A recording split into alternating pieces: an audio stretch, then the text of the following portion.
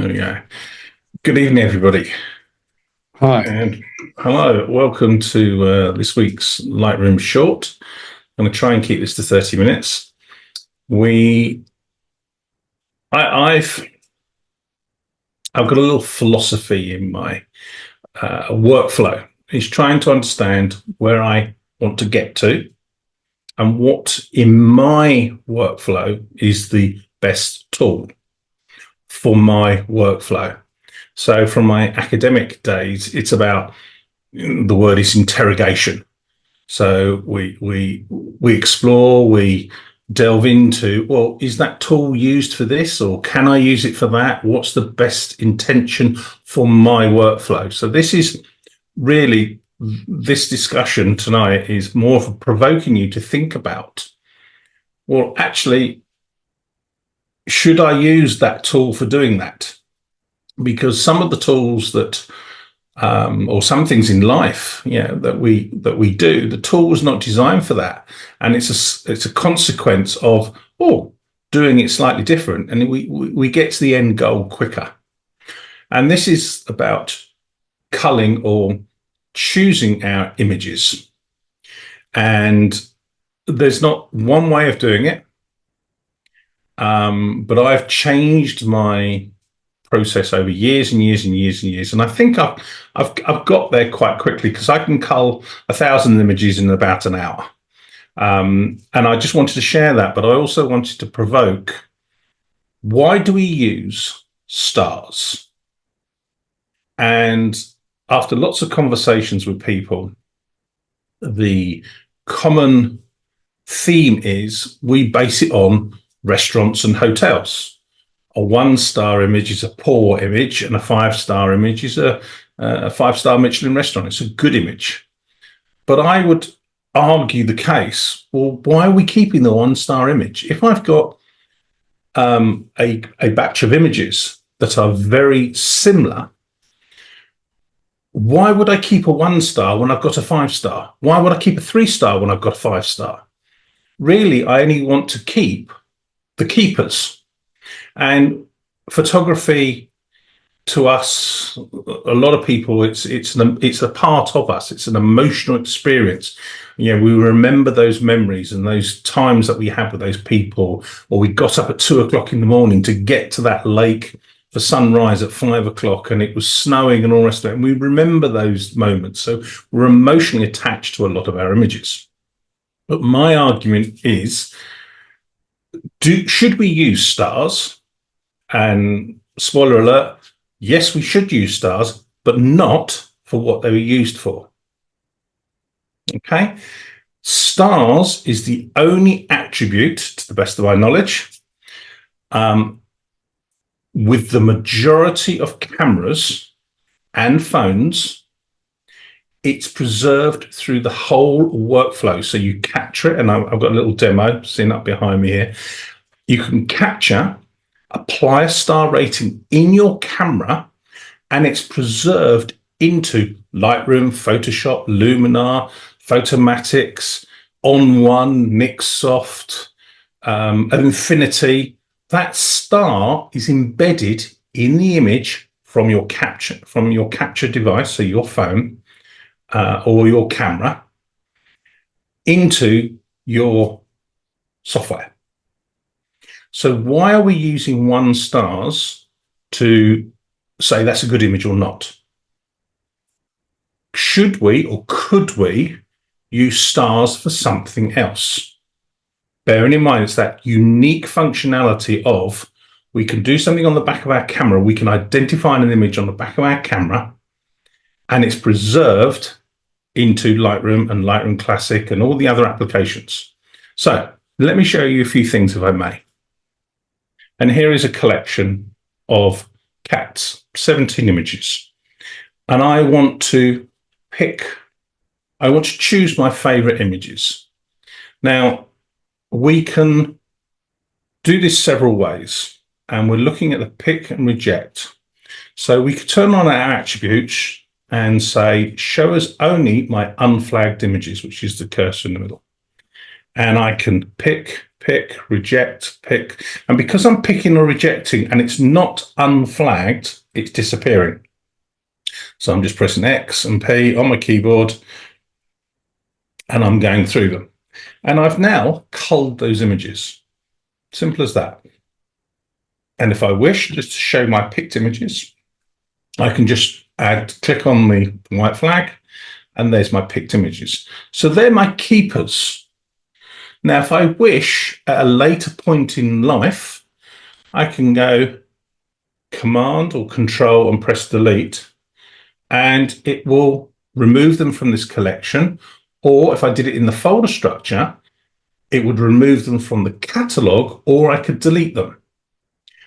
But in my workflow, I'll keep them for a little while, maybe a few weeks, maybe a few months, maybe till next year. There's no set time. But these are the images that I've chosen. Okay. And I would then continue on with my develop workflow. Okay. Now that's one way that I select my keepers. I'm just selected all and press U for unflag. Another way that sometimes I've done is called the refine command. And for ease of purpose, I'm going to use the paint can. So I've come down to the dock and the paint can's on flagged. So I'm just going to click on an image. It sprays a little white flag. I'm going to click on this image here and I'm going to like this one and I like this one and I like this one. So I've selected some images. Put the paint can back. It's one of the tools that you have to put back. And then I go to photo and I come down to, I won't put my glasses on, I should have. So under photos, under library. Oh, there it is, under library. Refine photo. And what that does is it gives me a little prompt and you can dismiss the prompt so it doesn't show again. And what it's going to do is all the ones that are unflagged or that are rejected, it's going to mark them all as rejected. The ones that are flagged, it's going to mark them back to unflagged. So if I click there, so there we go. So what that's done is it's marked all the images that were not flagged as rejected, and the images that were flagged, it's unflagged them. And now I can go through a second process of culling again. So actually I've decided I don't like this one. Sorry, I do like this one. I do like this one. I can now go library, refine, and refine those images. And I'll just go back to the last two. So I'm selecting the images I want, disregarding the images that I don't want. And if I go up, you can see I haven't deleted anything. They've just been flagged. Okay. This to me is a better way, better workflow in choosing the images that I want. Okay. Now I can quite easily create smart collections. So create a smart collection of cats picked. So I'm just going to go picked. So the flag is picked, press plus, and then I'm going to come down to metadata, keywords, contains cat. So we've got this smart collection of unflagged cats, but we could have rejected. And there's all the rejected ones. So if you were photographing something a lot, it would just then populate in that smart collection. Okay? So my suggestion is that we use flags to identify the images that we like, that we want to keep.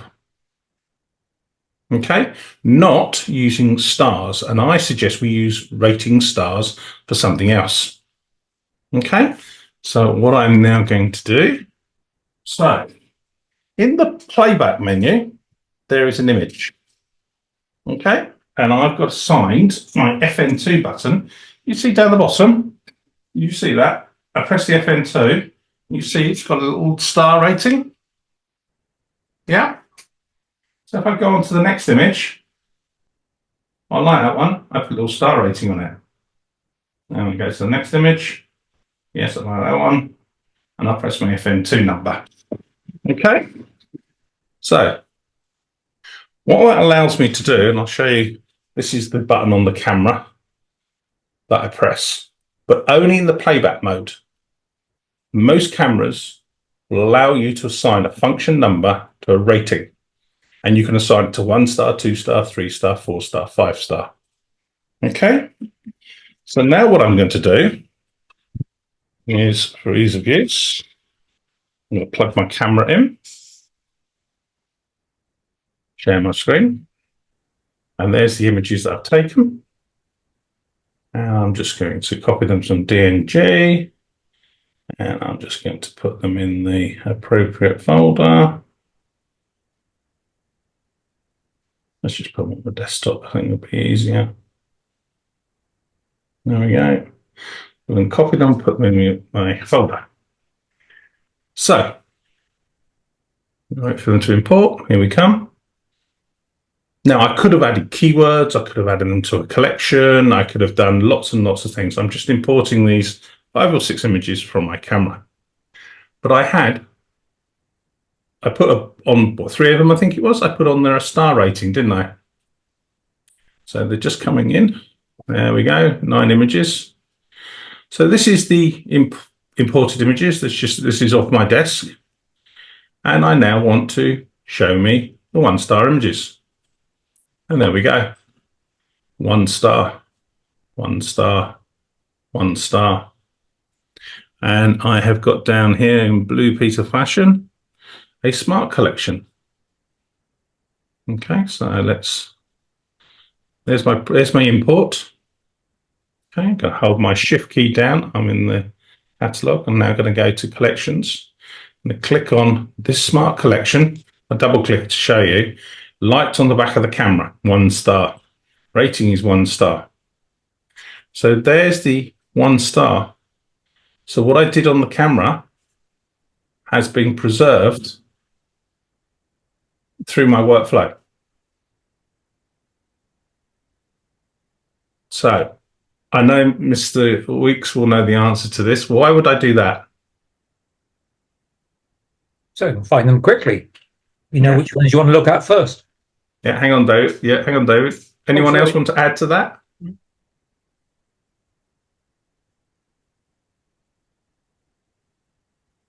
What am I doing on the back of the camera? Forget the rating bit. What am I doing on the back of the camera?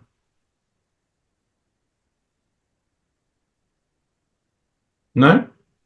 Okay, so what the workflow is I'm identifying on an image on the back of the camera when I take it that I've identified that I want to do something with it. Do I like it?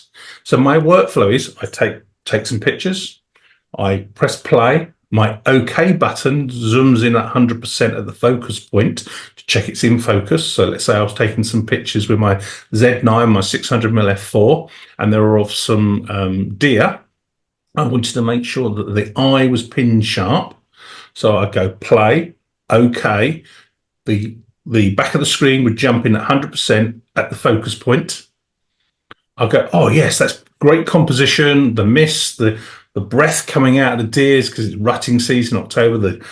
The breath coming out is all foggy and so on. I love that image. I want to find that image later when I get back. So I press the FN2 button, and it puts 1 star on it.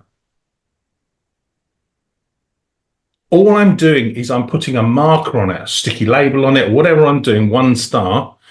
And that's then reminding me that was the image that I liked on the back of the camera. Yeah? You can, I'm not saying you have to do this. My learning objective is to point out that you can use 1 star, 2 star, 3 star, 4 star, 5 star on the back of the camera or on your iPhone or your Android phone. You swipe on the left-hand side of the screen, 1 to 5 stars up and down. You swipe. I'll do a screen share in a second, or an iPad. And you can swipe on the left-hand side of the screen. That gives you stars. You swipe on the right-hand side of the screen, and it gives you your pick flags. But I'm attaching that to the photograph at time of capture. So if you're like Joan is at the moment on a 2-week cruise, she can identify, oh, I love that picture. I want, can she remember what she did? I'm sure she does, but can she remember what she did? That photograph, did she like it? Didn't she like it? She's identifying at the time of capture or at some point after that she likes that image. And the rating comes through to Lightroom Classic and Lightroom and Luminar and Photoshop and so on. That 1 star. 1 star for me is I like it on the back of the camera, but it could be 2 stars for you or something else. So in conjunction with picking and rejecting, I like that image, I don't like that image, I want to take that image on to developing, I'm culling my images down. So I'm identifying them on the back of the camera with stars. So for me, 1 star means I liked it on the back of the camera. 2 stars is a identifier within Classic that I'm currently working on it. Okay, so what's much more annoying in my lifestyle, come and help me now, and I have to drop everything what I'm doing, but I want to, the batch of images that I'm working on, I want to come back to them when I come back. So I just hit 2 on the keyboard, which is 2 stars, and it identifies those images. I'm currently working on them. And I've got 12, 25, something like that images with 2 stars on them. So I can go back to them. Then when I've finished editing them in my timeline, I might not have finished editing them, but I want to leave them and come back to them later. I take the 2 star off. Okay. 3 star for means for me that I've shared it on social media, but it's not for sale yet.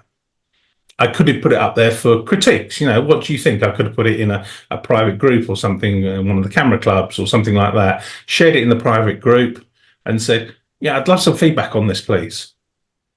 So that's what 3 stars is. 4 stars for me means that I've published it in one of my publications.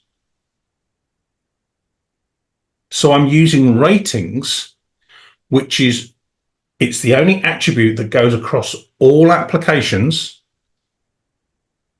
and all devices.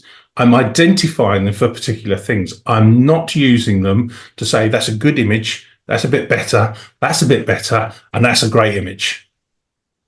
Yeah? It wasn't intended for that, I don't think. I think it was intended for that's a good to great, but I don't use it for that. And I'm maximizing the functionality of the ratings across devices. So I pick and reject. And if I'm not sure, I keep it unflagged. So I pick, reject. And there was a classic shot I did. I did a workshop at near Glastonbury. There's RSPB Sanctuary. And it was sunrise with all the reeds, and this swan come flying across about 1 meter above the water. And it was lovely orange and so on, etc. And I got about 80 images of this swan flying across. And why do I want all 80 images? And I got rid of 75 of them. I just kept 5 where the wings were just right. The eye was pinned sharp. It was in the right composition of the reeds and the water with Glastonbury Tour and so on. And I kept 5 out of them and the rest are gone. But I picked and reject using the refine to, I like that one, I like that one, I like that one, get rid of the rest. I like that one, I like that one, I like that one, get rid of the rest. I like that one, I like that one, I like that one, get rid of the rest. And I use picked and refined. Yeah.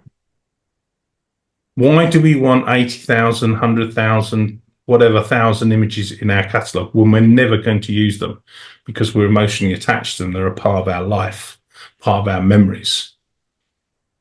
But I'd rather keep the good memories, the good photographs and the good memories than all the rubbish that goes with them. Yeah. It's a point of view. It's not me. My style is to show you the tools, what they can do, and provoke you to think about it.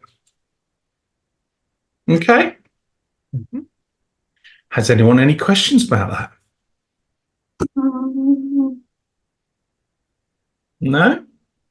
You're going to show us on iPad. Yeah, I was just going to get that before we moved on to it, David. So this is my normal catalogue. So this is an image. I'm going to, on the right-hand side of the screen, I need to turn on the ratings first. So I've pressed the three dots at the top right-hand corner. You turn on info and ratings. So there's fourth menu down. And then you get the film strip, you get stars. See, you get stars down the bottom, you get picks and reject. So I'm now on the right-hand side of the screen, just sliding my finger up and down on the right-hand side of the screen. Okay, so I've got picked, unflagged, reject. And now on the left-hand side of the screen, I'm going to go up and down. And there's my stars. So if I like that image, I put 1 star on it. As you can see down the bottom right-hand corner, it's got a star, and that will preserve it through to my catalogue. Okay, so you can do that on your phone, you can do it on your camera, and it's a way of identifying an image for a particular purpose. Having a smart collection, I've got smart collections 1 to 5, 1 star, 2 star, 3 star, 4 star, 5 star. And they're labeled 1 star is liked on the back of the camera, 2 stars currently working, 3 stars shared on social media, 4 stars part of a publication, or it's within a publication of mine. So I put it in a zine or a magazine, or it's gone to an editor or something that I've sold the image, etc., in a magazine. So I can quickly just go 1 click, and then I refine the search with a keyword. So sometimes I will do a negative search. So show me all the images that are not 4 stars, that are green color labeled with the keyword of pillbox. So that says to me that are not 4 stars, so they've never been published in a magazine. They're green labeled, which means they've been published. They're with agents and picture libraries and so on.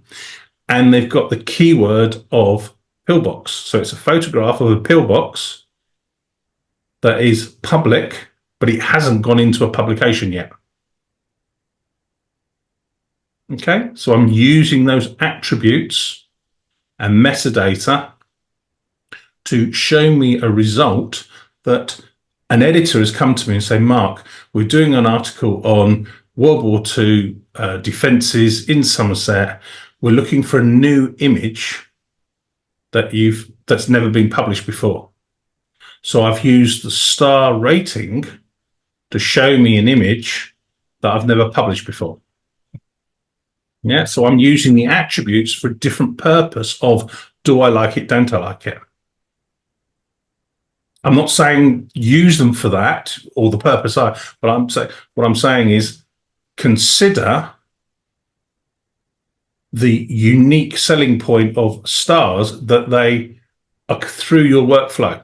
How could you use them rather than saying, yes, it's a good image and a bad image? That's what your pick flags are for, picked and rejected are for. Yeah.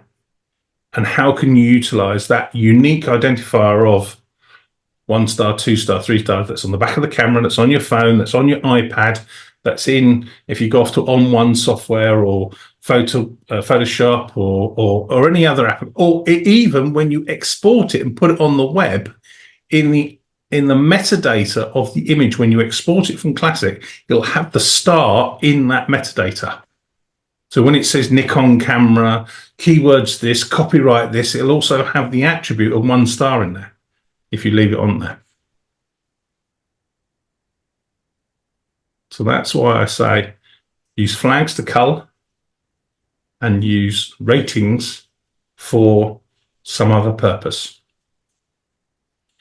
Does that help? Yeah, get you thinking? Okay. Any questions about that? Having problems getting it on my iPhone. Have you turned the info and ratings on? So you hit the top right-hand corner, the little 3 dots.